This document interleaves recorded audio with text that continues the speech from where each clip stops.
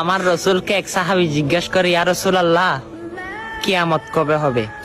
আবার জিজ্ঞাসা করে, ইয়া রাসূলুল্লাহ, কিয়ামত কবে হবে? ইয়া রাসূলুল্লাহ, কিয়ামত কবে হবে? তখন আমার রসুল বলে, তুমি কিয়ামতের জন্য এত পাগল হলা কেন? তুমি কিয়ামতের জন্য কি প্রস্তুত করে রেখেছ? তখন ওই সাহাবী চোখের পানি ছেড়ে দিয়ে বলে, ইয়া রাসূলুল্লাহ, কিয়ামতের জন্য আমি কিছু রাখতে পারি নাই। আমার কোনো আমল নাই, কোনো নেকি নাই, কোনো কিচ্ছু নাই। ইয়া রাসূলুল্লাহ, আমার থেকে দুইটা জিনিস রয়েছে, একটা আল্লাহ এবং আল্লাহর রাসূলকে, আল্লাহর হাবিবকে আমি প্রাণ মন থেকে ভালোবাসি। সুবহানাল্লাহ।